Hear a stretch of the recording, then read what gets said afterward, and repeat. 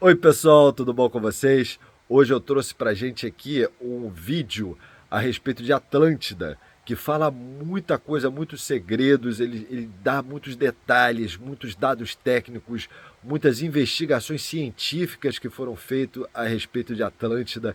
O vídeo tá muito legal, dá uma olhada aí. Por volta de 360 a.C., o filósofo grego Platão, em seus diálogos de Timeu e Crítias, apresentou uma incrível história, um conto de uma civilização insular que era enigmática, e desde então cativou a imaginação de todas as gerações que se seguiram. Esta foi a história de Atlântida, considerada uma das sociedades mais avançadas do mundo antigo, uma ilha paradisíaca de navegadores habilidosos capazes de cruzar o Oceano Atlântico, para conquistar e explorar. Quando falamos em civilizações antigas e culturas, sabemos que elas florescem, desbotam e eventualmente desaparecem. A civilização maia foi um exemplo ideal deste espetáculo, e então será que o continente Atlante também teria sofrido o mesmo destino? Então venham conosco, meus amigos exploradores, pois trouxemos este vídeo para que, através dos relatos antigos e das descobertas arqueológicas, você possa se sentir dentro desta terra tão fantástica que foi a Atlântida. Como já dizíamos na introdução do vídeo, a história da Atlântida vem do filósofo grego Platão, que nasceu em Atenas, Grécia, provavelmente no ano 427 a.C. Platão pertencia a uma das mais nobres famílias de Atenas. Em algumas de suas obras, como a de o Crítias e o Timeu, ele narra que o renomado legislador ateniense chamado Solon conheceu a história da Atlântida quando visitou o Egito, e descobriu relatos sobre a cidade através de um sacerdote egípcio que dizia que a cidade existiu cerca de 9.000 anos antes de sua era. De acordo com os gregos antigos, Atlântida era uma ilha localizada no Oceano Atlântico, além do Estreito de Gibraltar. Era uma ilha paradisíaca, que desfrutava de impressionantes feitos de construção e engenharia, grande poder militar e realizações intelectuais, e uma abundância de recursos naturais muito superiores aos de outras terras. A ilha pertenceu a Poseidon, que se apaixonou por uma linda garota da ilha chamada Cleito, e se casou com ela. A história diz que Poseidon construiu uma cidade na esplêndida ilha, e um palácio para Cleito em uma montanha no centro da cidade. O casal teve 10 filhos, e com o tempo Poseidon distribuiu entre os filhos alguns reinos, dando a cada um uma divisão para governar. A história relata mais detalhadamente que Cleito, esposa de Poseidon, teve 5 pares de filhos gêmeos com Poseidon, sendo o mais velho, dos quais se chamava Atlas. Os 10 filhos herdaram a grande cidade e o primeiro filho, Atlas, tornou-se o primeiro governante da Atlântida. Acredita-se que a fértil e bela cidade de Atlântida, onde viviam os semideuses, era uma região autossuficiente onde as pessoas cultivavam seus próprios alimentos e criavam animais. Os agricultores da cidade costumavam cultivar as plantações nas planícies férteis dos arredores, com a ajuda de um sistema de irrigação altamente tecnológico. Eles também construíram belos edifícios, e outras arquiteturas de materiais como pedra preta e vermelha. Eles também tinham acesso a metais raros e até ligas como latão, feito e usando cristais extensivamente para lazer e propósitos experimentais. No entanto, acredita-se que eles também construíram um enorme templo para seu pai, com uma estátua gigante de Poseidon em uma carruagem carregada por cavalos alados.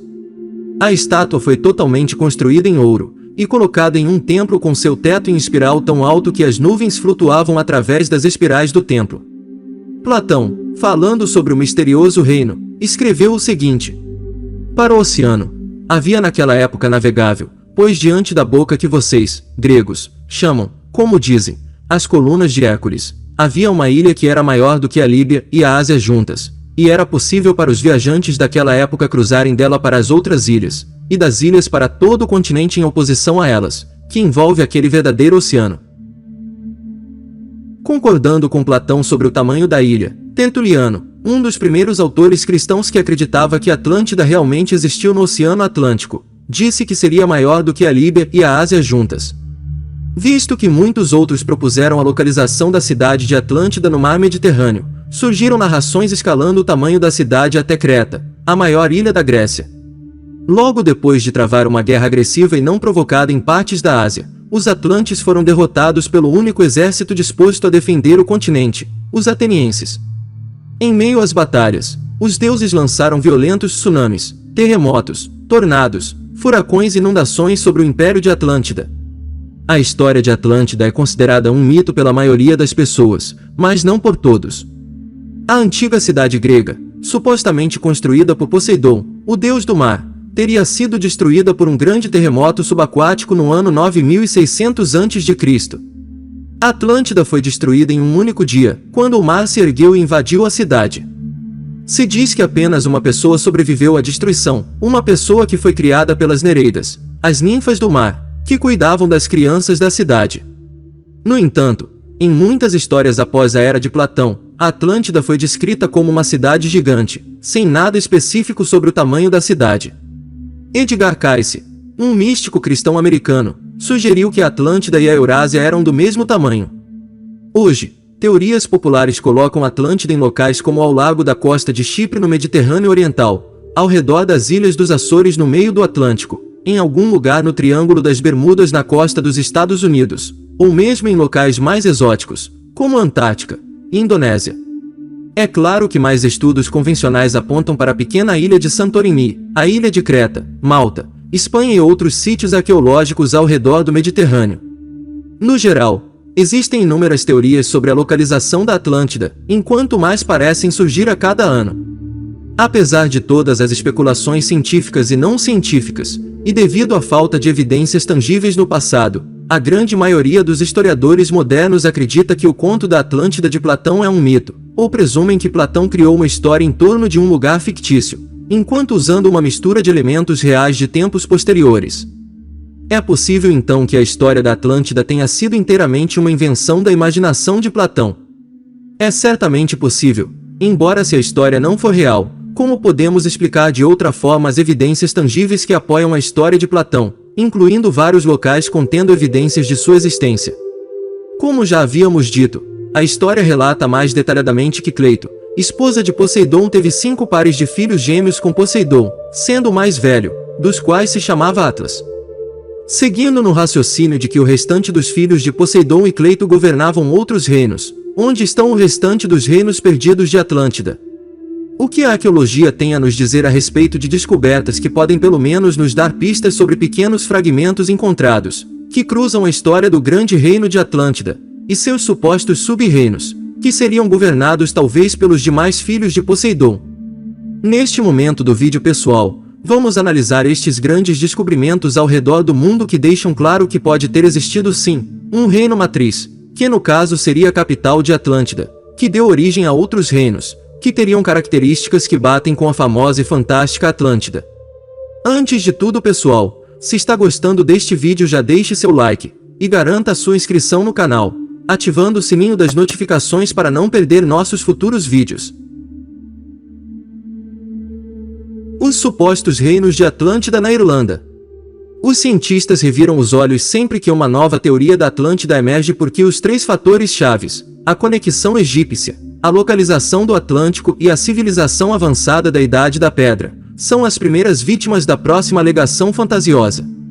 Os cientistas exigem provas com razão, e certamente, se tal cultura-mãe existiu, uma civilização que antecedeu os gregos e os egípcios, então deve haver alguma evidência física.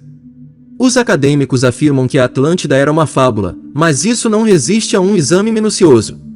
Textos egípcios antigos descrevem como seus ancestrais vieram de uma ilha sagrada no Oceano Atlântico que foi devastada por uma grande enchente. Outros afirmam que Atlantis afundou no fundo do oceano, eliminando todas as evidências. No entanto, geólogos que mapearam todo o leito marinho do Atlântico estão convencidos de que simplesmente não há espaço para uma ilha perdida naufragada. Eles insistem que não é cientificamente possível e que qualquer reivindicação de uma grande ilha submersa carece de credibilidade. Portanto, se a cultura-mãe da Atlântida algum dia existiu, ainda deve haver evidências acima do solo, não apenas especulação selvagem. Então, como podemos resolver esse enigma? Vamos deixar de lado por ora a história de Platão sobre Atlântida, e ir direto à fonte. O Egito Antigo. Textos egípcios antigos descrevem como os ancestrais do Egito vieram de uma ilha sagrada no Oceano Atlântico que foi devastada por uma grande enchente. Soa familiar? Foi isso que a equipe da Keystone University pensou. Em uma das maiores investigações já realizadas sobre a lenda da Atlântida, a equipe de pesquisa de Keystone, usou técnicas de ponta de várias disciplinas, e revisou milhares de textos antigos, incluindo manuscritos raros do Egito, Grécia e Irlanda. Como resultado, eles compilaram mais de 1000 evidências para apoiar uma localização surpreendente, mas óbvia, para uma possível área perdida de Atlântida. Esta não é a primeira vez que a Irlanda é citada como Atlântida.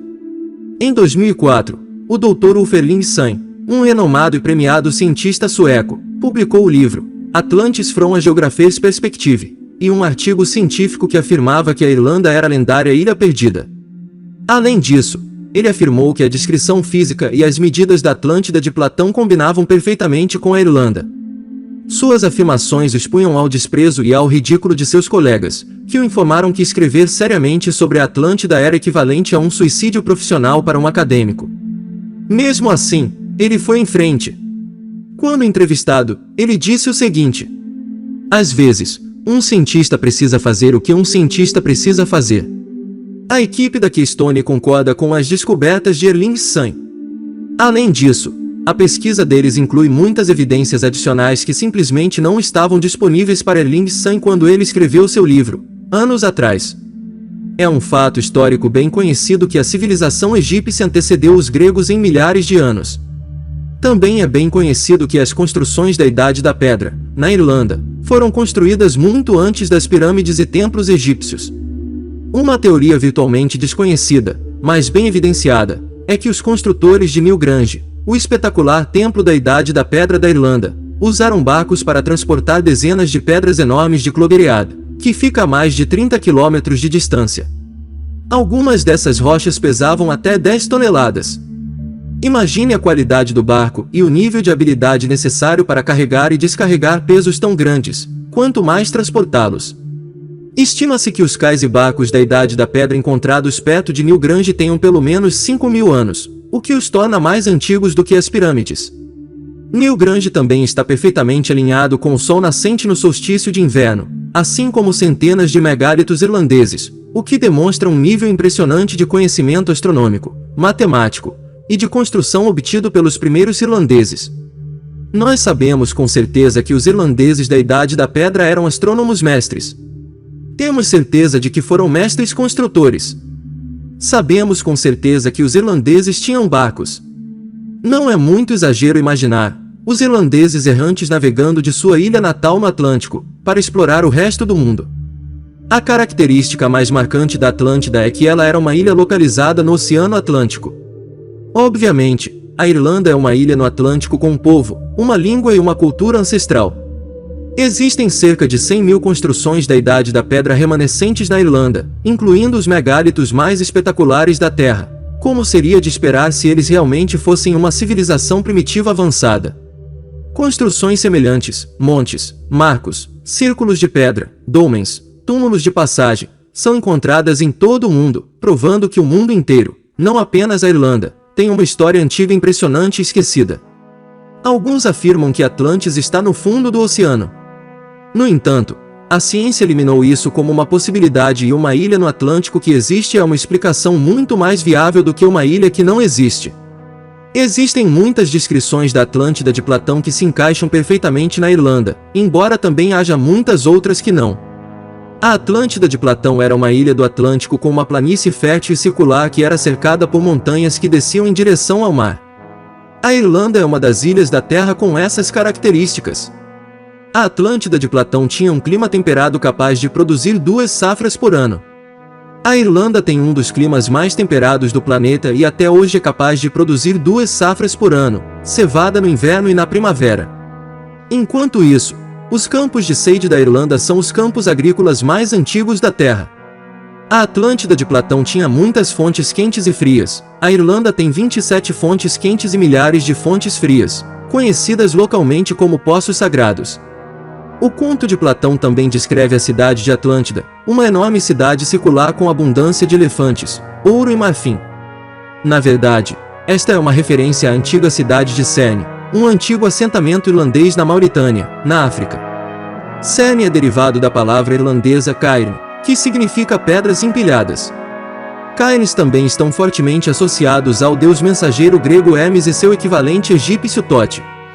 O local da cidade de Cerne, a cidade perdida de Platão, Atlântida, também é conhecido como o Olho do Saara ou a estrutura de Richard.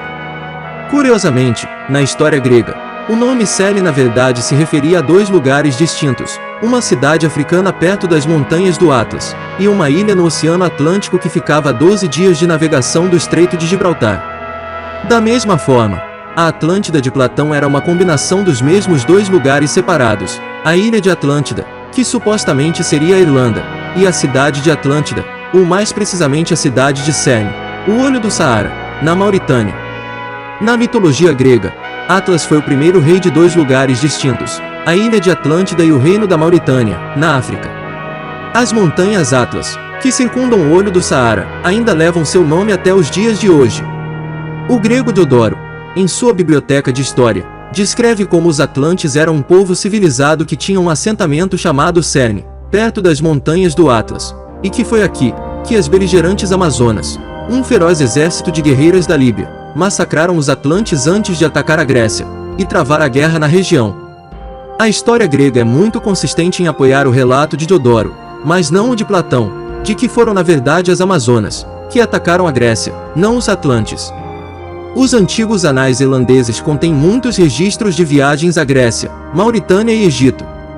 As guerreiras amazonas também são mencionadas, assim como uma tentativa de invasão da Irlanda pelos gregos e romanos, que foram derrotados na Batalha de Ventre no Condado de Kerry. Talvez seja aqui, na selvagem costa atlântica da Irlanda, que a famosa Nona Legião desaparecida de Roma encontrou seu fim. Platão descreveu como a Atlântida foi engolida pelo mar. Esta é uma referência a um enorme tsunami que dizimou a Idade da Pedra na Irlanda. Praticamente todas as culturas na Terra têm uma história de origem envolvendo um grande dilúvio. O que é único sobre os irlandeses é que eles têm vários registros de vida antes, durante e depois dessa grande enchente. Os antigos anais irlandeses contêm até mesmo os nomes dos sobreviventes do dilúvio que conseguiram escapar de barco ou sobreviveram chegando a terras mais altas. Na costa oeste da Irlanda, há contos populares de um tsunami gigante há cerca de 12 mil anos. Histórias semelhantes também são encontradas em Oná, na Escócia. Vários textos egípcios antigos, incluindo o Livro dos Mortos, os textos das pirâmides e o hino de Ramsés IV, falam de 10 reis que governaram durante o reinado dos deuses. Um deles foi Tote, o fundador da civilização egípcia, que nasceu em um país distante a oeste, um país que ficava do outro lado de uma extensão de água. Outro nome para essa terra em textos egípcios era Orani, que é etimologicamente muito próximo de Eri, o antigo nome da Irlanda. De acordo com textos egípcios, esta ilha no Atlântico foi inundada por água. Os 10 reis, incluindo Tote, viajaram para o leste em segurança de barco. As histórias falam dos fundadores do Egito que chegaram de uma ilha no Atlântico há cerca de 11.900 anos. Então, se Atlântida e Irlanda são a mesma coisa, e alguns dos sobreviventes de um tsunami que atingiu a ilha escaparam de barco para o Egito, então seria de esperar que houvesse ligações claras entre os dois lugares. Existem muitos destes links, um dos mais interessantes deles é o genético. A combinação estereotipada irlandesa de cabelo ruivo, olhos azuis e pele branca leitosa, é a combinação genética mais rara na Terra. Menos de 1 milhão de pessoas, 0,1% da população humana global, possuem essa combinação genética. A Irlanda tem a maior concentração de genes ruivos do mundo, e ao longo da história, grupos de ruivas foram encontrados espalhados por todo o mundo. Estes são os descendentes dos antigos irlandeses, e incluem os fenícios, hebreus, berberes e arianos, indo-europeus. Múmias ruivas foram encontradas em todo o mundo, incluindo na Nova Zelândia, China, Peru e Alasca. Milhares de múmias louras e ruivas foram encontradas em todo o Egito. O faraó egípcio Ramsés II, por exemplo, tinha cabelos ruivos, assim como pelo menos 6 outros faraós. Apesar das afirmações em contrário, foi provado de forma conclusiva que o cabelo de Ramsés era naturalmente vermelho, e não foi tingido de vermelho como resultado de um pigmento tingido, ou do processo de embalsamamento. Um texto hieroglífico encontrado em Abidos por Sanfrindez Petri em 1901 no cenotáfio do faraó Menes diz o seguinte: Rei Menes, o governante de Misraim, fez o curso completo até o final da terra do pôr do sol. Velejando em navios, ele completou a inspeção das terras ocidentais. Ele construiu lá uma propriedade na terra Urani. No Lago do Pico, o destino perfurou por um Rony. Esta placa perfurada de madeira suspensa é dedicada à sua memória. Como já mencionado, Urani seria outro nome para a Irlanda.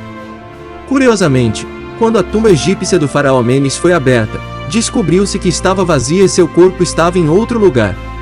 Foi então que o explorador Lawrence Waddell descobriu o local de descanso final de Menes, em Knockmany, na Irlanda. Ele descreveu como a escrita linear suméria em uma pedra no local era quase idêntica à encontrada na tumba egípcia vazia do faraó. Parece que Menes morreu de uma picada de abelha na Irlanda e foi enterrado em Knockmany, embora o local nunca tenha sido escavado para confirmar essa descoberta. Nem o túmulo da Escócia no condado de Kerry, que é amplamente aceito como local de descanso da filha de um faraó egípcio, que chegou à Irlanda por volta de 1700 a.C., também não. Na verdade, são muito poucos sítios arqueológicos antigos da Irlanda que foram escavados. E possivelmente deve ser o lugar menos escavado da Terra. No entanto, algumas evidências surpreendentes foram encontradas nos poucos locais que foram examinados. Por exemplo, um colar de contas de faiança egípcia real foi encontrado na colina de Tara, no condado de Meath, durante uma escavação em 1955, enquanto um crânio de macaco barbárie de 2.500 anos, nativo do norte da África, também foi encontrado durante escavações no Forte Naval, no condado de Armagh. Na minha opinião, o lugar onde esteve Atlântida é difícil de se confirmar, mas podemos sim supor várias localizações como já demonstramos neste vídeo. Mas além de saber o lugar onde se situava Atlântida, existe algo ainda maior em minha opinião. Quando olhamos os povos antigos que demonstram ter sido muito avançados, desde a agricultura até os projetos mais mirabolantes como a construção das pirâmides, conseguimos entender que eles eram possuidores de um conhecimento muito superior ao nosso de hoje em dia. Então, acima de nos apegarmos a localizações, e sim em locais que temos a certeza de que existiu sim uma grande sabedoria, uma tecnologia super avançada como por exemplo o Egito. Podemos entender sim, que Tote, como sendo um antigo cidadão da Atlântida, trouxe para o Egito este conhecimento e com base no que vemos lá no Egito podemos sim ter uma grande noção do que foi o grande reino de Atlântida. Quando olhamos mais profundamente para o Egito como um todo, e não somente pontualmente nas pirâmides de Gizé, ou nos outros grandes templos que lá estão separadamente, conseguimos enxergar o quão grande foi o conhecimento dos possíveis antigos habitantes de Atlântida. Vou-lhes citar um pequeno exemplo de como as construções dos monumentos que estão à margem do rio Nilo foram feitas simetricamente planejadas. Quase não falamos a respeito do lado sobrenatural aqui no canal, mas devido a estarmos falando sobre os Atlantes devemos citar, pois este conhecimento que vem destes tempos antigos, aos quais foram sim revelados à humanidade pelos Benai Elohim, aqueles que foram chamados filhos de Deus por Moisés, ou se você quiser pode chamá-los de deuses Atlantes também. Eles migraram para o Egito pois ali, por ser a região onde o Deus Yahvé criou o ser humano, emana um tipo de energia muito forte. E definitivamente aqueles templos que estão localizados ali todos têm uma localização precisa, pois foram feitos por aqueles que conheciam a sabedoria divina, que conheciam a geometria sagrada. O Nilo é como se fosse uma espinha dorsal, a qual os templos estão construídos propositalmente em regiões específicas, para que naquela época eles pudessem acessar energias muito fortes para alcançar os seus propósitos. Pois com o tempo eles iriam evoluindo seu conhecimento em cada templo, como é feito hoje nas câmaras, nos degraus de grandes ordens iniciáticas. Muitos sábios da época foram lá porque queriam também saber este conhecimento e ser iniciados em seus conhecimentos. Mas, a história é clara, os egípcios entraram em declínio, sua ganância cresceu muito e hoje ficaram só resquícios de uma grande história que eles tiveram. Pois bem pessoal, sabemos que sim, existiu uma grande civilização muito avançada nos tempos antigos. Pois como vemos em toda a Terra existem várias provas disso, a exemplo as grandes construções maias, as grandes construções do Egito, templos incríveis como o Templo de Júpiter e tantos outros mais que até hoje só existem hipóteses de como em um tempo tão antigo, conseguiram os construir com tanta precisão, e hoje não conseguimos fazer os mesmos feitos das antigas civilizações. Definitivamente sim. Os Benai Elohim, ou como estamos os chamando, Os Atlantes, sim, os filhos do deus Yahvé estiveram por aqui, e hoje temos estes rastros de histórias, que foram contadas pelos antigos sábios como Platão, Pitágoras, Solon, Moisés, José do Egito, o grande Cristo, o qual deixou seus grandes ensinamentos para sermos pessoas do bem nesta terra.